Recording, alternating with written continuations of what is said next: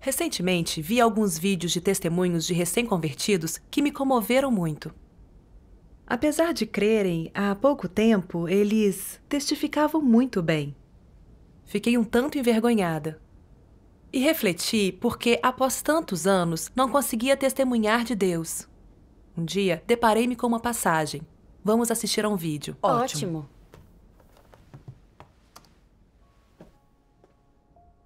Deus Todo-Poderoso diz: o que vocês experimentaram e viram supera o que os santos e profetas de todas as eras experimentaram e viram. Mas vocês são capazes de oferecer um testemunho maior que as palavras desses santos e profetas do passado? O que eu concedo a vocês supera Moisés e eclipsa Davi. Então, da mesma maneira, peço que o seu testemunho supere Moisés e que as suas palavras sejam maiores que Davi. Eu lhes dou centuplicado. Então, da mesma maneira, peço que me retribuam de modo equivalente. Vocês devem saber que eu sou aquele que concede vida à humanidade e que são vocês que recebem a vida de mim e devem dar testemunho por mim. Esse é o seu dever, que eu envio sobre vocês e que vocês devem cumprir por mim. Eu concedi toda a minha glória a vocês. Concedi a vocês a vida que o povo escolhido, os israelitas, nunca recebeu. Por direito, vocês devem dar testemunho de mim, dedicar a mim a sua juventude e renunciar à sua vida.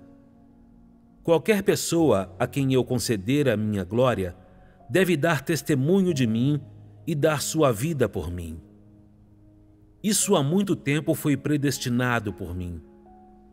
É sorte sua eu conceder minha glória a vocês e o seu dever é testificar a minha glória.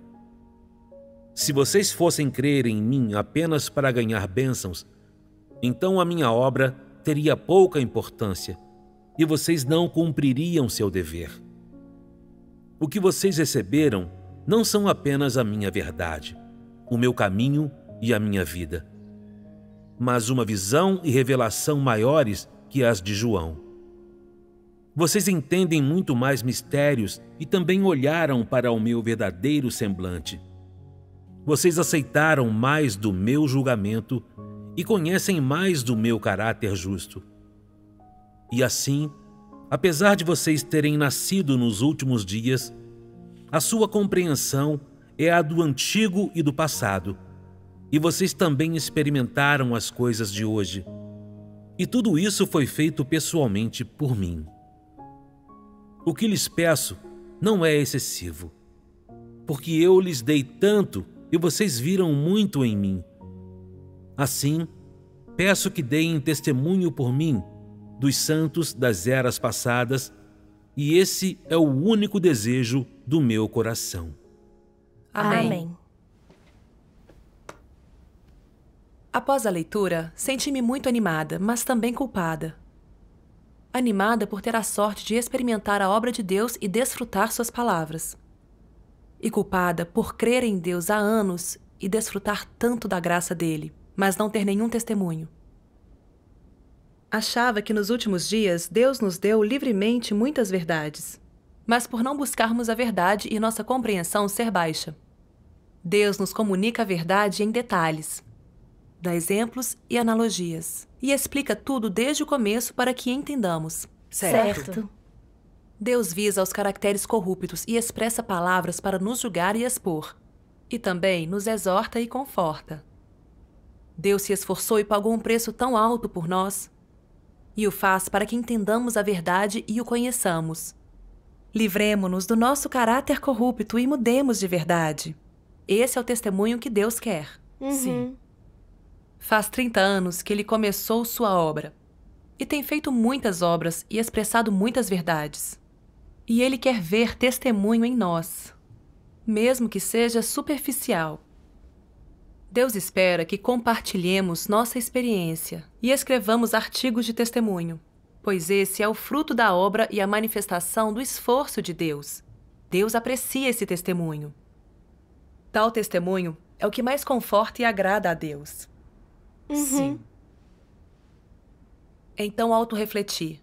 Eu recebera muito de Deus, mas não ousava refletir sobre quais aspectos da verdade eu entendia, nem em que realidade da verdade entrara.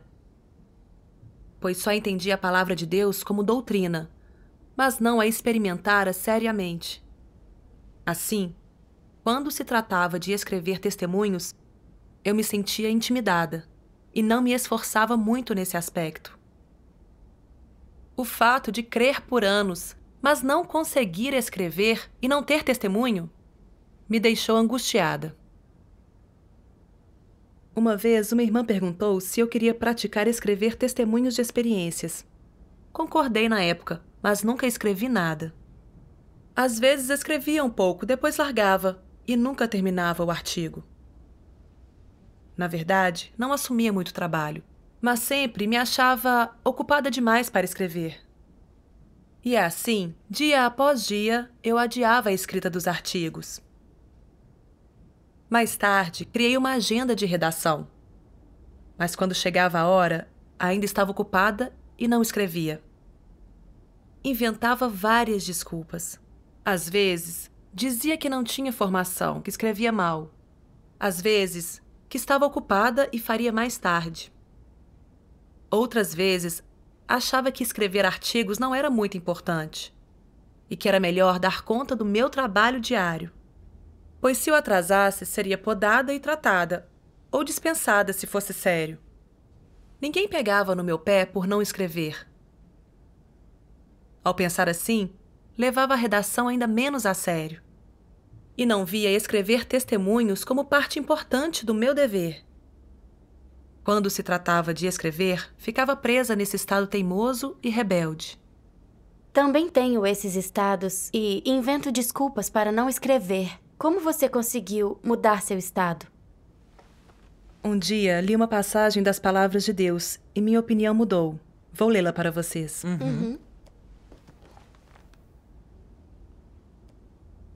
Agora, você sabe verdadeiramente por que crê em mim? Conhece verdadeiramente o propósito e o significado da minha obra? Conhece verdadeiramente seu dever? Conhece verdadeiramente meu testemunho? Se meramente crê em mim, mas não houver sinal da minha glória nem do meu testemunho em você, então eu o eliminei há muito tempo. Quanto aos que sabem tudo, são ainda mais espinhos em meu olho, e na minha casa são só obstáculos no meu caminho. Joios a ser separados na minha obra. Não servem, são inúteis e há muito os abominei.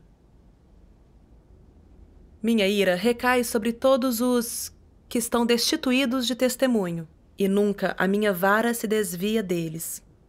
Há muito que os entreguei às mãos do maligno, estão destituídos das minhas bênçãos. Chegado o dia, o castigo deles será mais doloroso que o das mulheres tolas. Hoje, faço só a obra que é meu dever fazer. Amarrarei todo o trigo em feixes, junto a esses joios. Essa é a minha obra hoje. Todos os joios serão separados na hora do meu peneiramento. Então os grãos de trigo serão recolhidos no celeiro, e os joios serão colocados no fogo para queimar até virar pó. A minha obra agora é amarrar todos os homens em feixes, isto é, conquistá-los. Então começarei o peneiramento para revelar o fim de todos os homens. Então, você precisa saber como me satisfazer agora e como se colocar na trilha certa em sua fé. O que desejo é sua lealdade e obediência agora, seu amor e testemunho agora. Mesmo se não souber neste momento o que é testemunho ou o que é amor. Você deve trazer a mim tudo o que é seu e entregar a mim seus únicos tesouros, sua lealdade e obediência. O testemunho, a derrota de Satanás, está na lealdade e na obediência do homem. Assim como o testemunho, a minha conquista completa do homem. O dever da sua fé em mim é dar testemunho de mim, ser leal e obediente até o fim. Amém. Tais palavras foram muito pungentes. A passagem afirmava que crentes devem testificar de Deus e que isso é dever. Quando crentes não testificam, viram objetos do ódio de Deus. Principalmente esta linha: se meramente crê em mim, mas não houver sinal da minha glória nem do meu testemunho em você, então eu o eliminei há muito tempo. E estas palavras dele: quanto aos que sabem tudo, são ainda mais espinhos em meu olho, e na minha casa são só obstáculos no meu caminho, joios a ser separados na minha obra. Minha ira recai sobre todos os que estão destituídos de testemunho, e nunca a minha vara se desvia deles. Há muito que os entreguei às mãos do maligno, estão destituídos das minhas bênçãos. Chegado o dia, o castigo deles será mais doloroso que o das mulheres tolas. Amém. Eu me senti julgada pelas palavras de Deus e senti a ira dele. Após crer em Deus por tantos anos e segui-lo até o presente, após ler tanto da palavra de Deus, ouvir sermões, experimentar poda, tratamento e fracassos, e experimentar a orientação do Espírito Santo, ainda não conseguia testificar. Eu tinha experiência e conhecimento, mas não queria trabalhar na escrita. Passava o dia trabalhando, mas não me concentrava em resolver meus caracteres corruptos e não buscava progredir na verdade. Minha experiência me dava um pouco de luz e conhecimento, mas era unilateral e não específica. Eu não obtinha clareza, então não podia ganhar entendimento genuíno, e com o tempo perdia o que tinha ganho, o que também reprimia o esclarecimento do Espírito Santo. Lembrei-me de quando regava recém-convertidos.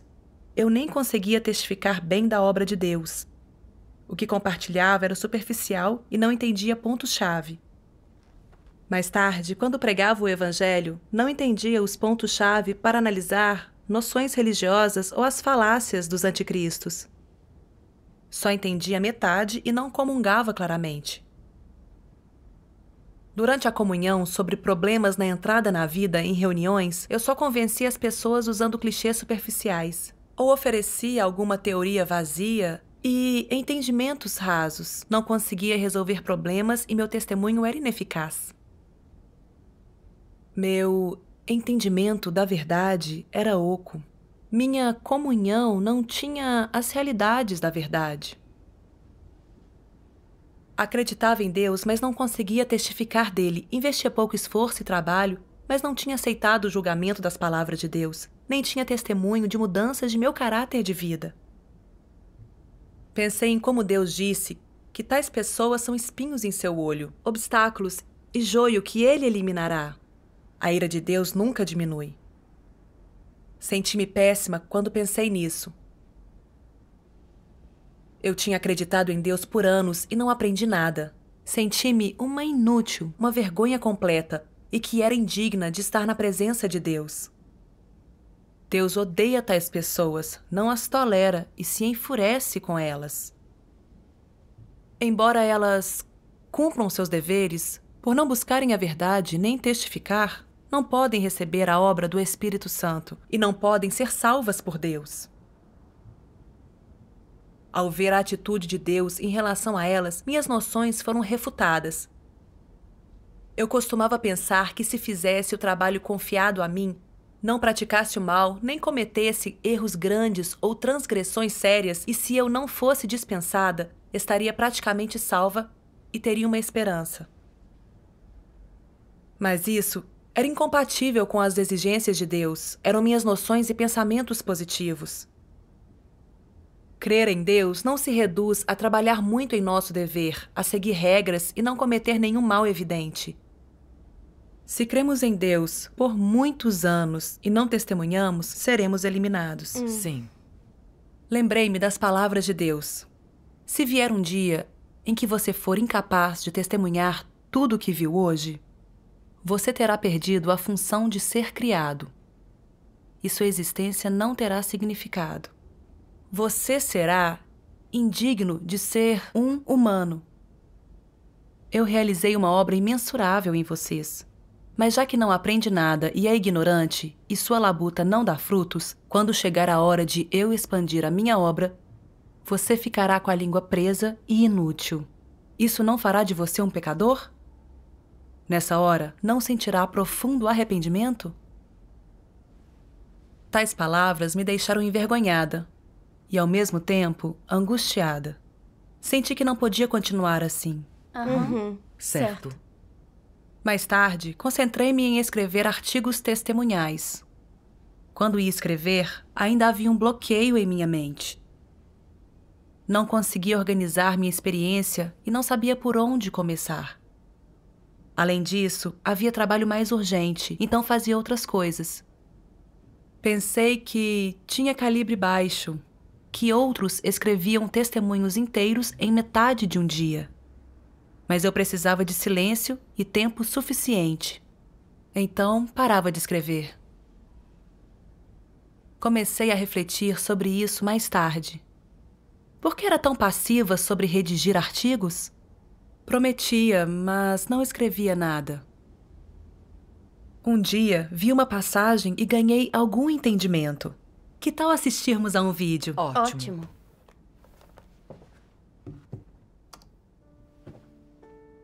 Deus Todo-Poderoso diz: como você pode conhecer e discernir um caráter satânico? Deve-se julgar a partir das coisas que Satanás gosta de fazer, bem como a partir dos métodos e truques segundo os quais ele faz as coisas.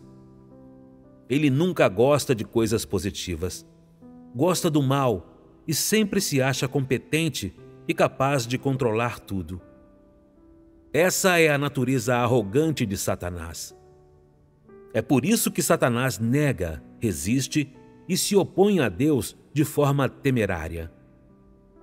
Ele é o representante e a fonte de todas as coisas negativas e de todas as coisas malignas. Ser capaz de ver claramente essa questão é ter discernimento de caracteres satânicos. Não é coisa simples as pessoas aceitarem e praticarem a verdade, porque todas elas têm caracteres satânicos e todas elas sofrem a restrição e a escravidão dos seus caracteres satânicos. Algumas pessoas, por exemplo, reconhecem que é bom ser uma pessoa honesta e ficam com inveja quando veem outros capazes de ser honestos, de dizer a verdade e de falar de uma forma aberta. No entanto, se você exigir que elas mesmas sejam pessoas honestas, elas acham difícil. Isso não é um caráter satânico? Elas dizem coisas que parecem boas, mas não as praticam. Isso se chama estar cansado da verdade. Aqueles que estão cansados da verdade têm dificuldade de aceitar a verdade e não têm como entrar nas realidades da verdade.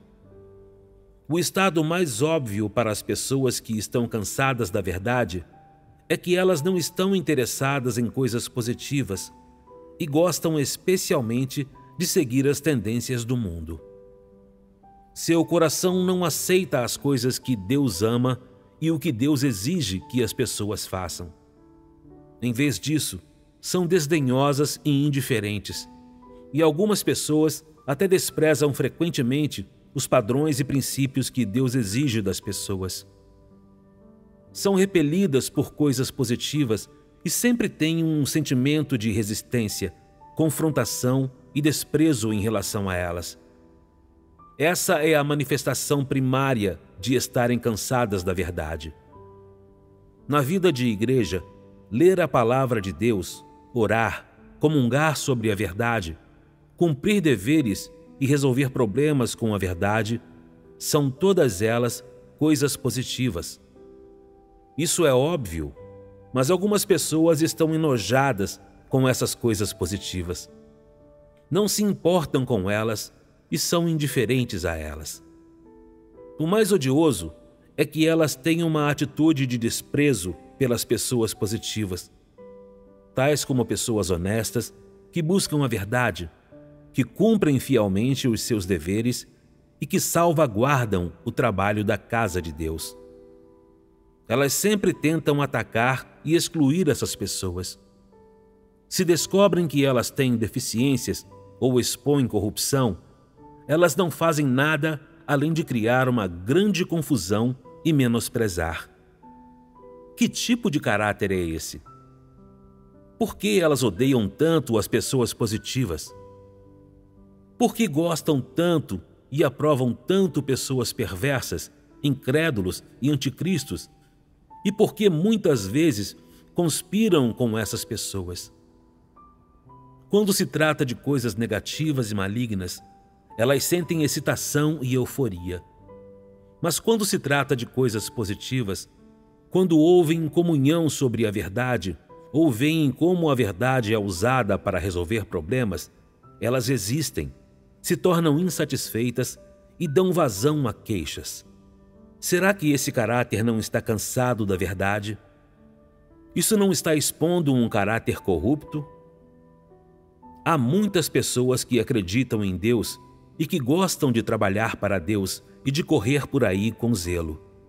Elas têm uma energia inesgotável para discursos e atos descuidados e para se exibir.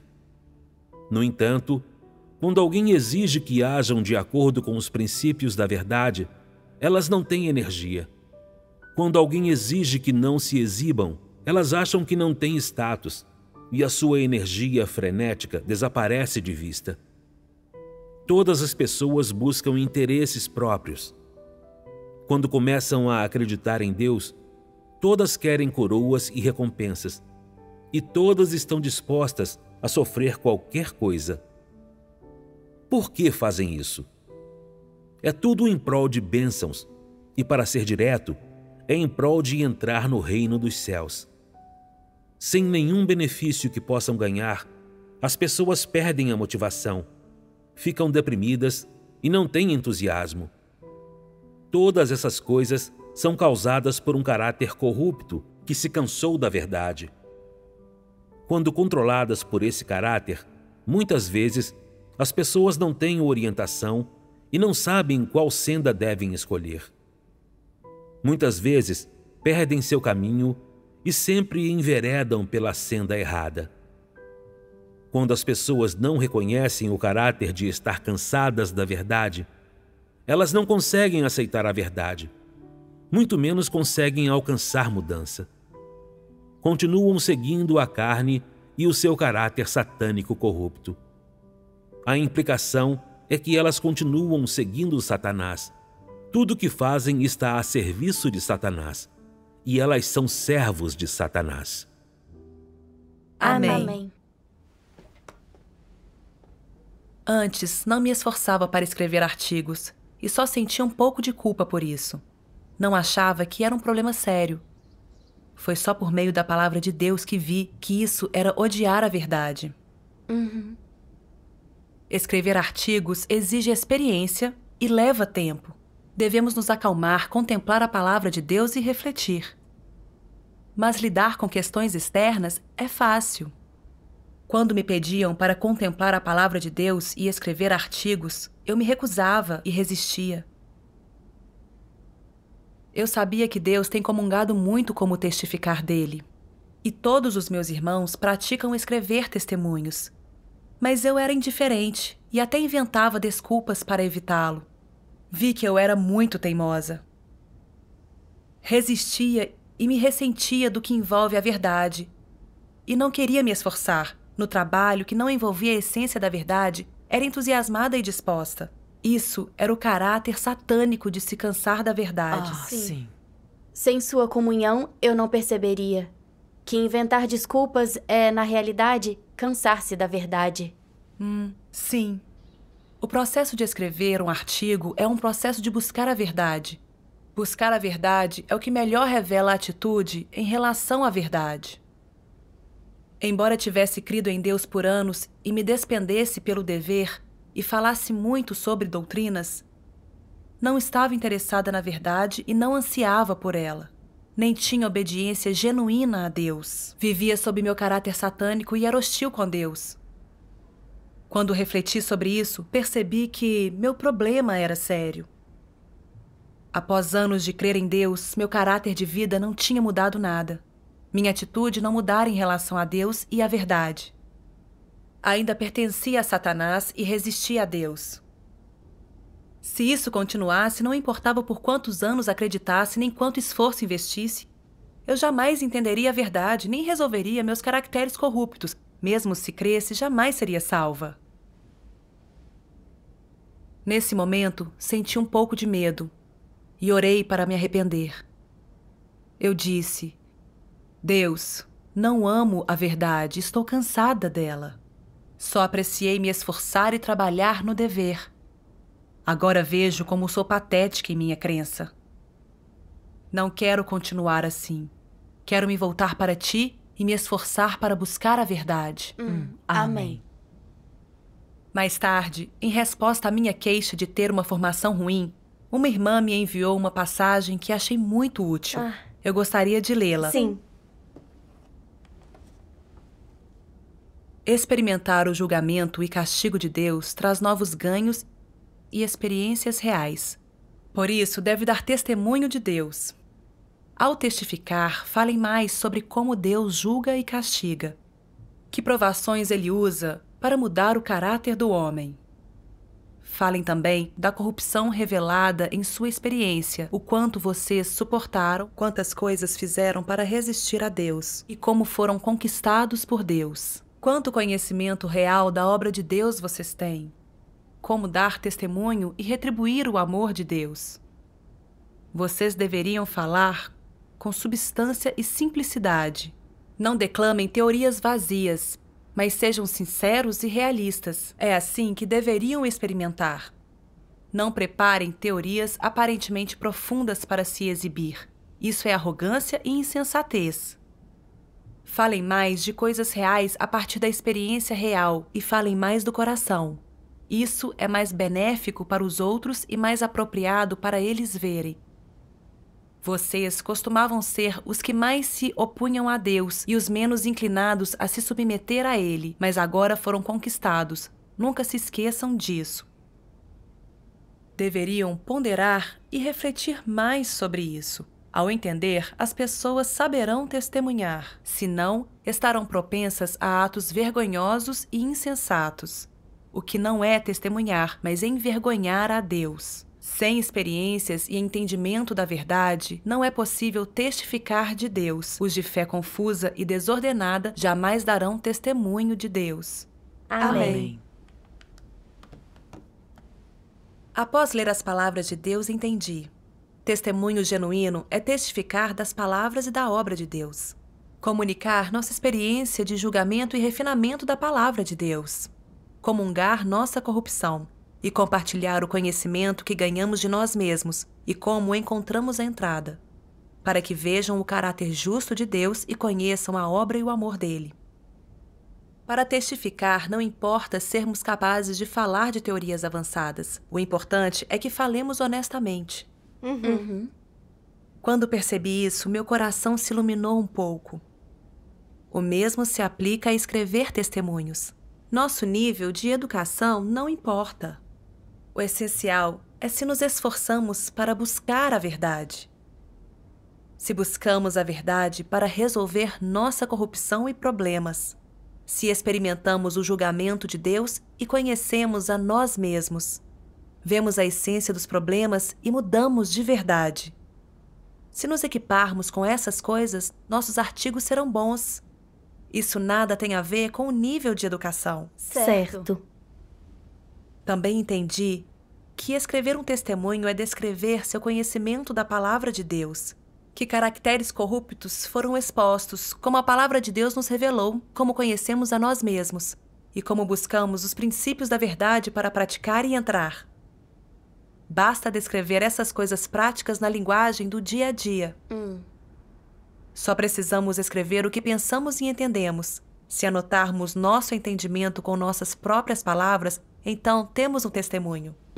Isso é verdade. Exato. Escrever testemunhos exige experiência e entendimento da palavra de Deus. Nada tem a ver com nível educacional. Não importa a formação. Sem experiência, os artigos só são teoria vazia. Sim. Eu sempre achava que tinha pouca educação e calibre baixo. E usava essa desculpa para não escrever artigos testemunhais. Como se escrevê-los exigisse muito conhecimento. Mas agora vejo que essa opinião era errada. Eu não devia ter vivido nesse estado. Devia estar buscando a verdade, praticando as palavras de Deus e escrevendo sobre o que tinha experimentado para testificar de Deus. Esse era o meu dever. Certo. Numa reunião, vi uma passagem das palavras de Deus que me ajudou a assumir o fardo de escrever testemunhos. Vou lê-la. Ótimo.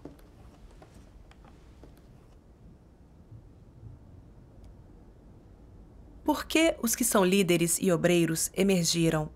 E como emergiram? Em grande escala, são necessários para a obra de Deus. Em escala menor, são necessários para o trabalho da igreja, para os escolhidos de Deus. Líderes, obreiros e os demais escolhidos de Deus só divergem no fato de que seus deveres são distintos. Isso se mostra em seus papéis de liderança. Por exemplo, não importa quantas pessoas uma igreja tenha, o líder é o chefe. Então, qual é o papel que esse líder exerce entre os membros?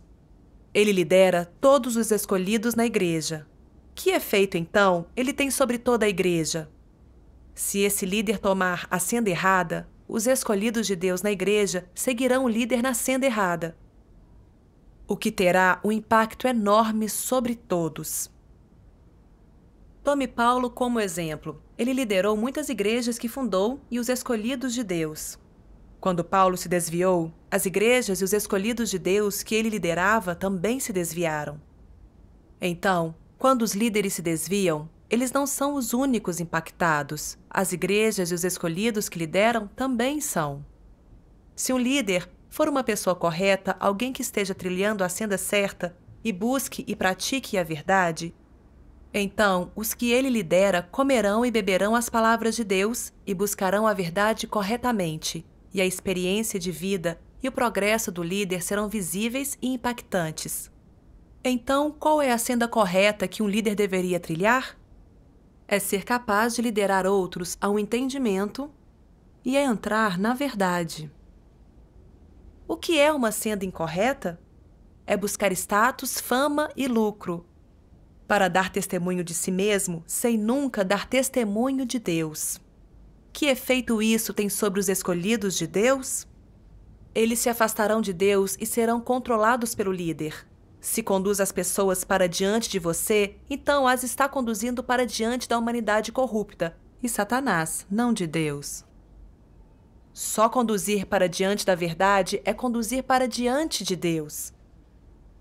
Líderes e obreiros, não importa se trilham a senda certa ou a errada, tem influência direta sobre os escolhidos de Deus. Amém. Amém. Após ler isso, entendi quais eram os meus deveres e responsabilidades. E senti uma grande responsabilidade em meus ombros. Deus diz que a senda que os líderes trilham e o que buscam afeta não só eles, mas também os irmãos que lideram. Sim. Quando líderes buscam a verdade e são as pessoas certas, eles avançam na verdade.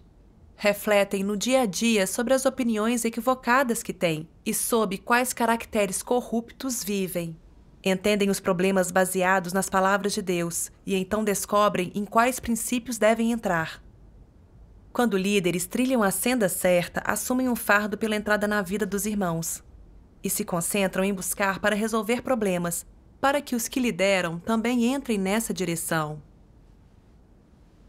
Se líderes são negligentes, não buscam a verdade, gastam todo o seu tempo para ganhar fama e status, não se interessam em buscar a verdade e não conseguem resolver problemas, então o dever deles é só algo externo, ou falar sobre doutrina para se exaltar, o que não produz o resultado de testificar de Deus. Então eles trilham a senda de resistir a Deus e também levam as pessoas para a direção errada. Sim. Tais pessoas seguem seu próprio caminho e guiam os outros pela senda de prestar serviço, que é a senda de Paulo de resistir a Deus. Isso é contrário à intenção de Deus de operar e salvar. Sim. Reconheci isso e senti que Deus me deu uma oportunidade de ser uma líder, não para fazer trabalho externo, não para prestar serviço e labutar, não para buscar status e reputação. A intenção de Deus era que eu exercesse a função de uma líder, de alguém que lidera outros em comer e beber as palavras de Deus. que busca a verdade para resolver problemas e aos poucos entra nas realidades da palavra de Deus. Isso era a comissão de Deus e o meu dever. Certo. Senti que era crucial buscar a verdade e resolver meus caracteres corruptos. Eu tinha um entendimento muito raso e não possuía a realidade da verdade. Só aprenderia com a experiência. Se nosso coração for correto, receberemos a orientação de Deus. No período seguinte, comecei a refletir sobre meu estado, sobre os problemas que resolvera ao longo dos meus anos de crença em Deus e quais caracteres corruptos resolvera. Ao contemplar e refletir sobre isso, descobri que só entendia pela metade muitas questões. Não entendia a verdade nem via a essência dos problemas, não achava princípios de prática nem resolvia problemas de modo eficaz. Tentei escrever sobre as experiências sobre as quais tinha um bom entendimento. Enquanto isso, contemplava sempre que tinha tempo. Quando finalmente terminei, senti-me realizada, segura e em paz.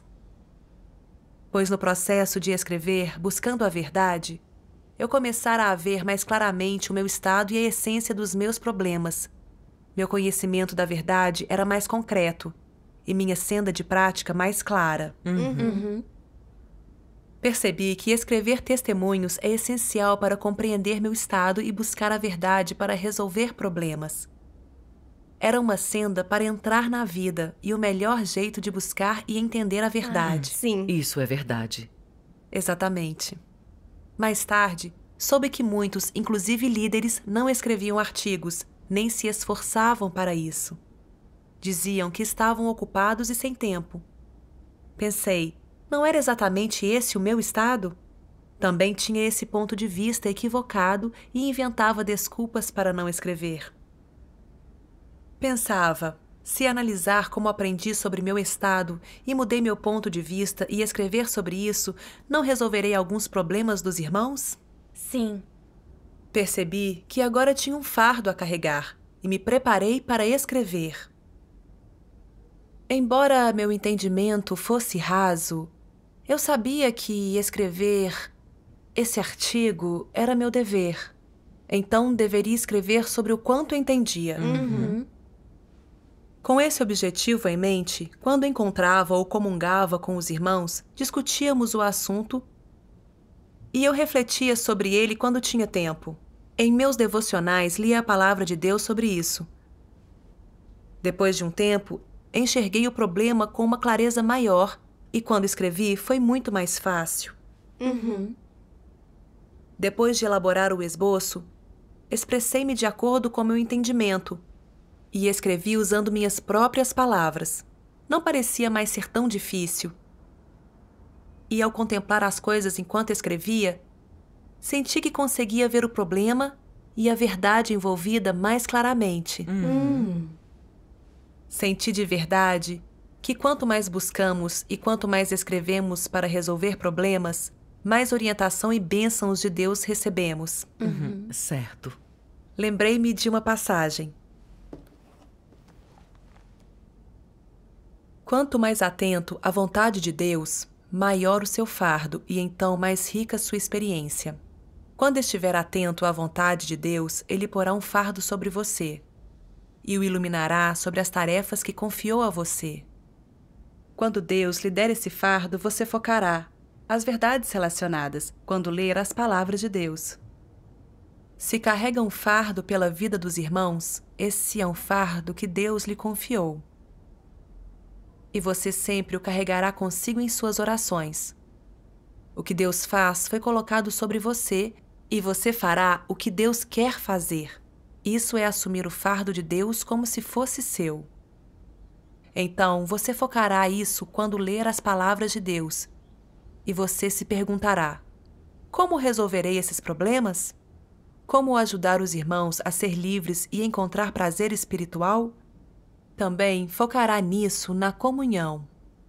E quando ler as palavras de Deus, carregará um fardo e focará em palavras relevantes. Quando souber o que Deus exige, saberá que senda trilhar.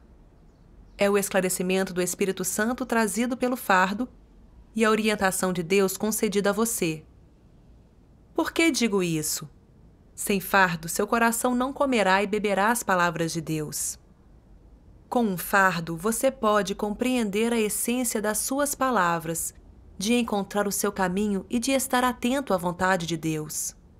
Portanto, nas suas orações, você deveria desejar que Deus te desse mais fardos e lhe confiasse ainda mais para que mais adiante tenha uma senda de prática melhor, para que a leitura das palavras de Deus dê mais frutos, para que você capte a essência das suas palavras e seja mais capaz de ser movido pelo Espírito Santo. Amém. Amém.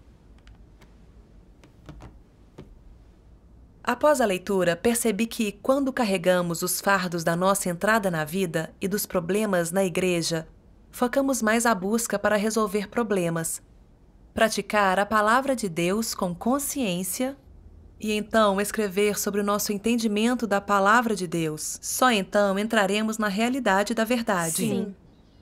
Durante esse processo, quando assumimos fardos, ansiamos e buscamos, podemos obter a orientação de Deus, aprofundar nosso entendimento da verdade, ver um assunto específico mais profundamente e entender a verdade de forma mais prática. Certo. Se não nos esforçarmos para praticar a redação de artigos, mesmo que ganhemos alguma luz sobre a palavra de Deus, é um entendimento superficial e sempre será vago como espectros na neblina e mostrará que não temos conhecimento. Sim. Só quando escrevemos nosso conhecimento e experiência, entendemos problemas com base na palavra de Deus. E elevarmos nosso conhecimento perceptivo ao racional é que nosso entendimento floresce e dá frutos. É a cristalização do nosso pensamento. Sim. Durante esse período, experimentei como escrever artigos é um processo de ganhar clareza em assuntos, de entender a verdade e resolver problemas. Quanto mais escrevemos, mais ganhamos. Sim. Agora não resisto mais a escrever. É algo que gosto de fazer. Pois no processo de redação vejo meus caracteres corruptos com maior clareza. E meus pontos de vista e ideologia também mudam quando entendo a palavra de Deus. É um benefício real e algo valioso e significativo. Sim. Antes, eu pensava que escrever artigos era trabalhoso e muito difícil. E preferia fazer trabalho externo.